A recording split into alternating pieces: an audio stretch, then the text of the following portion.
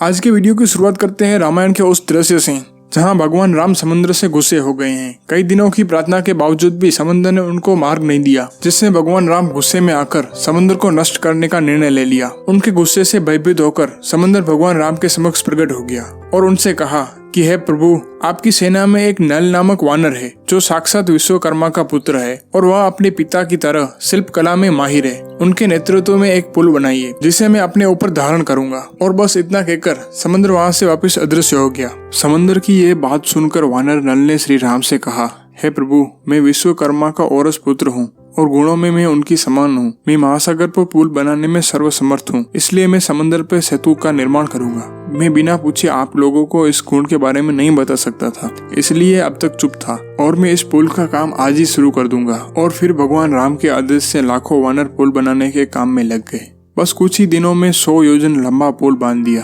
और अगर आपको योजन का पता ना हो तो एक योजन मतलब कि 8 से 12 किलोमीटर तक होता है।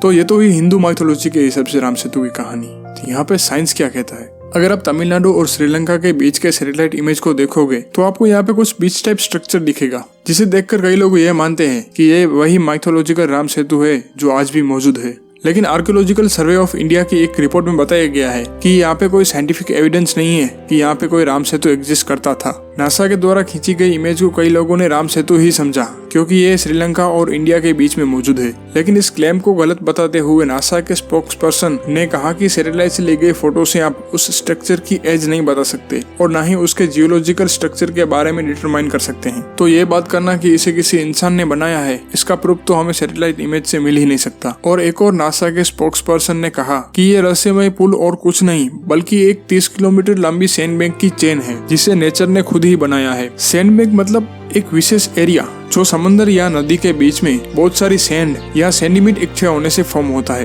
नासा के स्पोक्समैन के अनुसार जिसे हम राम सेतु कहते हैं वो तो बस 30 किलोमीटर लंबी सैंड बैंक की एक चेन है, जिसे एडम्स ब्रिज भी कहा जाता है। और नासा इस तरह के कई सारे सैंड बैंक के फोटोज सालों से लेता आ रहा है।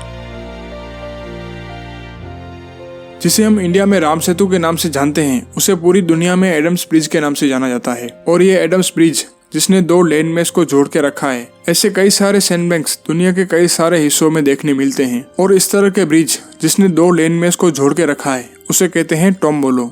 तो अब यह टोम्बोलो बनता कैसे है? समंदर में 2 तरह के वेव्स होते हैं, कंस्ट्रक्टिव और डिस्ट्रक्टिव। कंस्ट्रक्टिव वेव यानी कि जिसमें स्वेस स्ट्रॉन्ग होगा और डिस्ट्रक्टिव यानी कि जिसमें बैकवॉश स्ट्रॉन्ग होगा। स्वेस यानी कि पानी का किनारे की तरफ आना और बैकवॉश यानी कि पानी का वापस जाना। तो मान लो विंड की डायरेक्शन इस साइड से है और जैसा ही स्वेस होगा यानी कि पानी किनारे की ओर आएगा, जो विंड के कारण थोड़ा इस तरह से होगा। और जब बैकवॉश होगा तो वो भी थोड़ा सा इस तरह से होगा। और अगर डिस्ट्रक्टिव वेव होगी तो बैकवॉश ज्यादा होगा, जिससे वो किनारे से सेडिमेंट्स लेके आएगा। और जैसे ही दोबारा वेव आएगी और अगर वो कंस्ट्रक्टिव वेव होगी तो वो सेडिमेंट्स वापस किनारे की ओर ले जाएगी। और ऐसे ही जिगजैग पैटर्न होती रहेगी, जिससे ओशियन में इस तरह का सैंड स्पीड क्रिएट हो जाएगा। और अगर बीच में विंड की डायरेक्शन चेंज हो जाती है, मान लो इस साइड से हो जाती है, तो इस तरह का हुक भी क्रिएट हो सकता है। पर डिजाइन चाहे कैसा भी हो, ओवरऑल इस स्ट्रक्चर को सैंड स्पीड ही कहते हैं। पर अगर ये सैंड स्पीड किसी मेनलैंड को आइलैंड से कनेक्ट कर दे तो उसे टोम्बोलो कहते हैं। और इस तरह के टोम्बोलो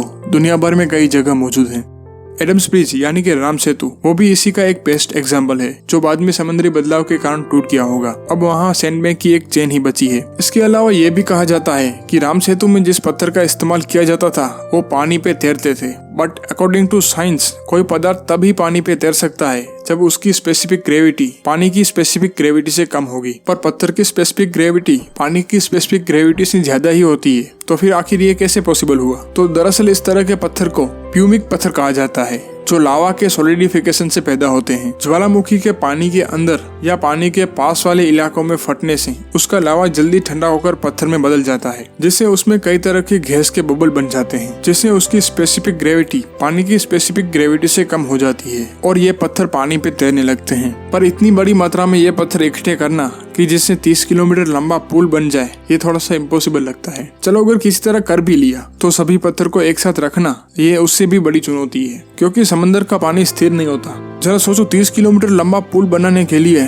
इन पत्थर को कैसे जोड़ के रखा जाए, क्योंकि कहा गया है कि इनको जोड़ने के लिए किसी सीमेंट यहाँ इस तरह के किसी पदार्थ का इस्तेमाल नहीं किया गया था। इसके अलावा कुछ साल पहले डिस्कवरी कम्युनिकेशन के साइंस चैनल के ट्विटर हैंडल से एक वीडियो ट्वीट किया गया था। इस वीडियो के अनुसार भारत के पाम्बर टापू से श्रीलंका के मन्नार टापू तक फैली हुई पुलनुमा चेन इंसानों ने बनाई है, क्योंकि रेत की लंबी चादर के ऊपर जो पत्थर रखे हैं वो नेचुरल नहीं लगते, यानी कि उनके हिसाब से इसे इंसानों ने रखा है। और इन पत्थरों को 7000 साल पुराना भी बताया गया है। लेकिन यहाँ एक प्रॉब्लम है। माइथोलॉजी के हिसाब से 5000 साल पहले द्वापर युग खत्म हुआ है और द्वापर युग खुद ही 8,64,000 साल तक चला था। ऐसा वेद पुराण और उपनिषदों में लिखा है। और राम सेतु त्रेता युग में बना है, क्योंकि राम उसी युग में थे। तो भाई त्रेता युग तो लाखों साल पुराना है। अगर ये पुल की डिजाइन 5000 साल के आसपास की है तो कुछ लोचा है।